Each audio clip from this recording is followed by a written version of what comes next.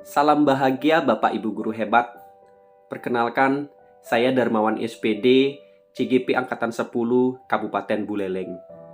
Izinkan kali ini saya mengupas dari intisari pemikiran-pemikiran Ki Hajar Dewantara dan bagaimana penerapan pemikiran beliau dalam pembelajaran yang berpihak pada murid. Bapak Ibu Guru hebat, ada beberapa intisari dari pemikiran Ki Hajar Dewantara. Intisari yang pertama adalah pendidikan adalah proses menuntun murid sesuai kodrat yang dimilikinya. Kedua, pendidikan harus sesuai dengan kodrat alam dan kodrat zaman. Pendidikan dilakukan dengan berpihak pada murid. Dan yang terakhir adalah pendidikan adalah sarana pembentukan budi pekerti murid. Bapak Ibu Guru hebat, pada kali ini saya ingin mengupas bagaimana penerapan dan alasan kontekstual penerapan pembelajaran yang berpihak pada murid dari pemikiran-pemikiran Ki Hajar Dewantara. Kita mulai dari intisari yang pertama, Bapak Ibu Guru hebat.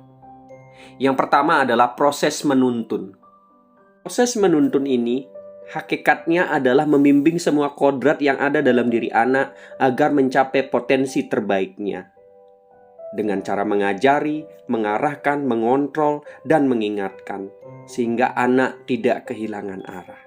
Ada beberapa penerapan menuntun sesuai kodrat anak. Yang pertama adalah sebagai penuntun, guru harus menerapkan semboyan Ingarso Suntulodo, Ingmadio Mangunkarso, Tutwuri Handayani.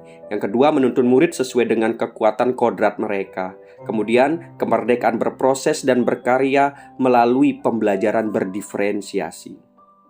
Berikut strategi pembelajaran berdiferensiasi. Yang pertama adalah konten, yaitu membebaskan pemilihan topik diskusi kelompok. Kemudian proses, membebaskan proses belajar. Yang ketiga adalah produk, membebaskan produk hasil belajar. Bapak Ibu Guru hebat, alasan kontekstual menuntun harus menyesuaikan kekuatan kodrat murid.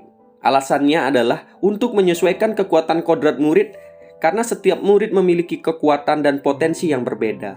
Nah, dengan menyesuaikan pendekatan pembelajaran sesuai dengan kekuatan kodrat murid, guru dapat membantu murid untuk mencapai potensi maksimalnya. Intisari yang kedua adalah pendidikan harus sesuai dengan kodrat alam dan kodrat zaman. Kodrat alam berkaitan dengan sifat dan bentuk lingkungan di mana anak berada. Yang kedua adalah kodrat zaman. Kodrat zaman adalah kondisi zaman saat ini yang dialami langsung oleh murid.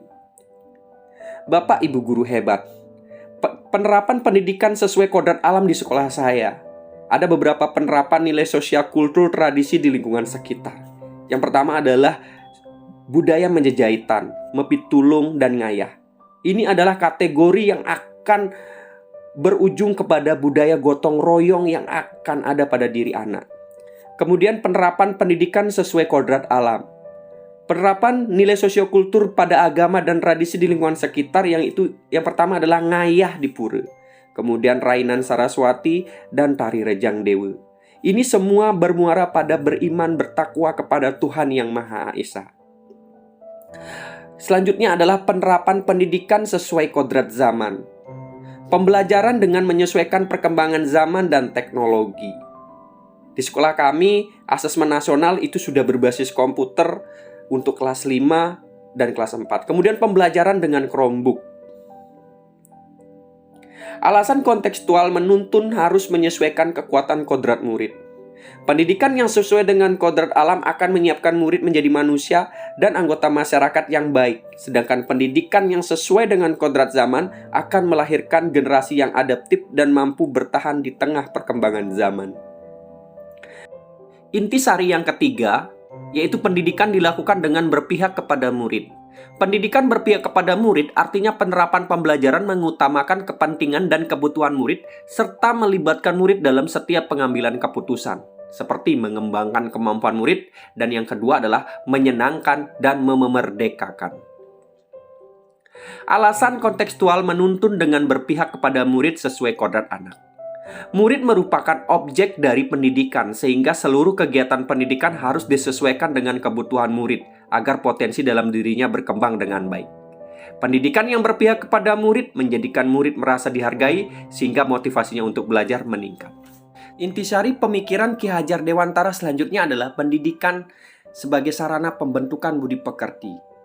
Menurut beliau, pendidikan merupakan tempat pembentukan serta penguatan budi pekerti dan karakter murid yang bisa dilakukan dengan kegiatan pramuka atau penyaluran bantuan sosial yang sudah pernah kita lakukan. Adapun alasan kontekstual menuntun budi pekerti sesuai kekuatan kodrat murid. Budi pekerti itu terbentuk melalui pembiasaan. Sedangkan pendidikan merupakan ruang berlatih dan bertumbuhnya nilai-nilai kemanusiaan.